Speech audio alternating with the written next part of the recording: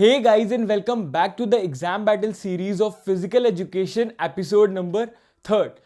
So guys इसमें हम लोग हमारे प्लानिंग इन स्पोर्ट्स का फिक्सचर ड्रॉ करना सीखेंगे कि किस तरह से डिफरेंट टूर्नामेंट्स के फिक्सचर्स ड्रॉ किए जाते हैं। सबसे पहले हम लोग लीग टूर्नामेंट का देखते हैं जिसका हमारा फॉर्मूला है n-1/2। सो इससे हम लोग देखेंगे कि कितने नंबर ऑफ मैचेस होंगे एक्चुअली में। सो यहाँ पर मान लेते हैं n यहाँ पर क्या रिप्रेजेंट करता है, नंबर ऑफ टीम्स। तो मान लेते हैं नंबर ऑफ टीम्स हमारी 4 हैं, तो 4 इंटू 4 माइनस 1/2। तो यहाँ पर 4 3 12/2, तो कितने मैचेस होंगे हमारे, 6 मैचेस होंगे। सिमिलरली हमारी जो डबल लीग होती है, डबल लीग का फॉर्मूला होता है n-1। तो यहाँ पर मान लेते हैं n मतलब नंबर ऑफ टीम्स हमारी 5 हैं, तो 5 इंटू 5 माइनस 1, तो कितना हो जाएगा हमारा 20। तो डबल लीग टूर्नामेंट में हमारे 20 मैचेस होंगे। तो हम इस तरह से कैलकुलेट करते हैं, ये आपका बहुत ही इजी फॉर्मूला है और इसी के थ्रू हम लोग सॉल्व करते हैं हमारा लीग टूर्नामेंट में। सो गाइस अब हम लोग देखते हैं कि लीग टूर्नामेंट में किस तरह से फिक्सचर्स ड्रॉ किए जाते हैं। तो यहाँ पर एक क्वेश्चन गिवन है, draw the fixture for league tournament of 7 teams. तो यहाँ पर 7 टीमों का आपको एक फिक्सचर ड्रॉ करना है, पर यहाँ पर कोई भी स्पेसिफिक मेथड नहीं गिवन है कि आपको इसी मेथड से करना है। तो जो आपको प्रेफर करना है मेथड वो होना चाहिए स्टेयरकेस मेथड, क्योंकि वो सबसे इजी रहता है और उसमें बाय और सीडिंग भी नहीं करना पड़ता। तो गाइस सबसे पहले हम लोग टीम्स देख लेते हैं और कितने मैचेस होंगे ये देख लेते हैं थ्रू आवर फॉर्मूला जो कि है n-1/2। तो यहाँ पर 7 टीमें हैं, तो 7 -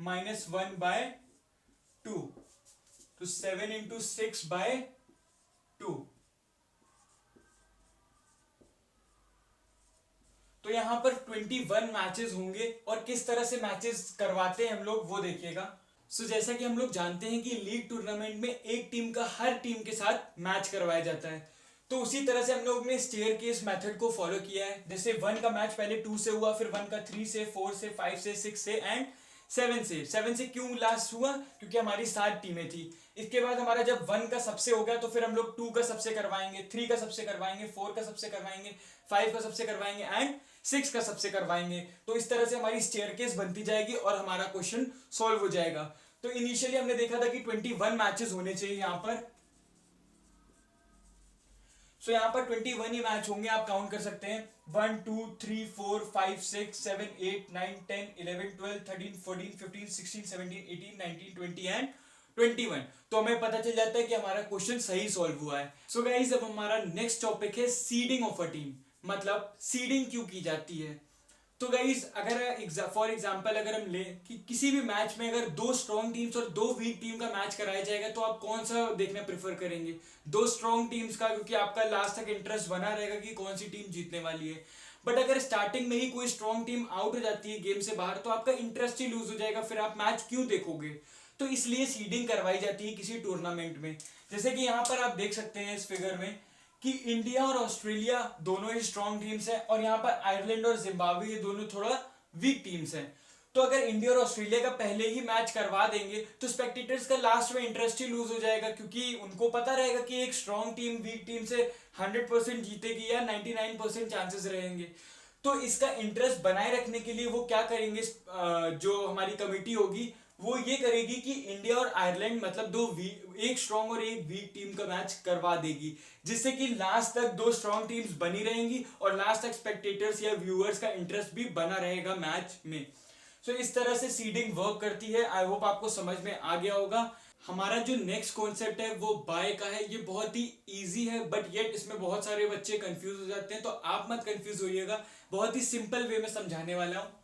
सो देखिए बाय सबसे पहले होता क्या है, the advantage given to a team by exempting it from playing a match in the first round.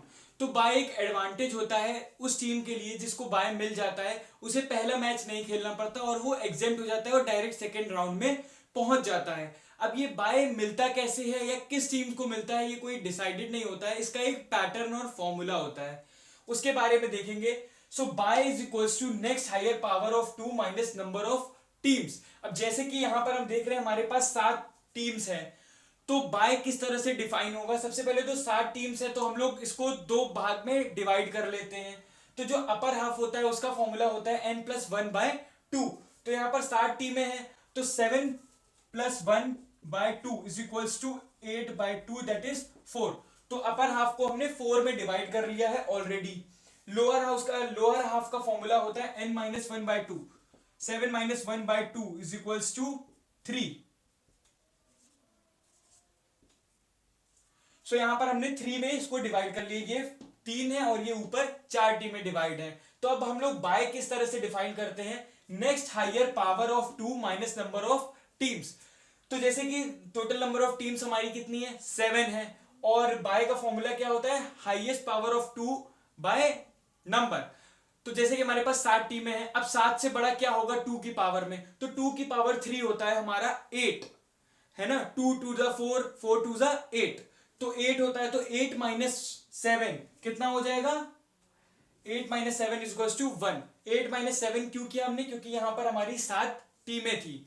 I hope आपको समझ में आ रहा होगा, अगर नहीं आया तो आप एक बार थोड़ा वीडियो रिवाइंड करिए, फिर से देखिए कि यहां पर 2 की पावर 3 हम लोग ने क्यों लिया है, क्योंकि टोटल नंबर ऑफ टीम्स हमारी 7 है और इसका फॉर्मूला होता है नेक्स्ट हायर पावर ऑफ 2। तो 2 की हायर पावर जो 7 से बड़ी हो वो है 8, 2 की पावर 3। तो 8 माइनस 7 इज इक्वल्स टू 1। तो यहां पर हम लोग एक बाय देंगे, और बाय देने का भी पैटर्न होता है। सबसे पहला बाय हम लोग नीचे टीम को देते हैं, जैसे हमने यहां पर दिया है, पर क्योंकि यहां पर एक ही बाय था तो सिर्फ एक ही टीम को मिल पाया। बट अगर दूसरा क्वेश्चन होता तो हम लोग बाय किस तरह से डिस्ट्रीब्यूट करते हैं जनरली, सबसे पहला बाय लोअर हाफ के लास्ट टीम को मिलता है, दूसरा बाय फर्स्ट टीम को मिलता है अपर हाफ की दूसरा बाय, फिर थर्ड बाय मिलता है लोअर हाफ की फर्स्ट टीम को, और चौथा बाय मिलता है लास्ट टीम को, फर्स्ट अपर हाफ की लास्ट टीम को।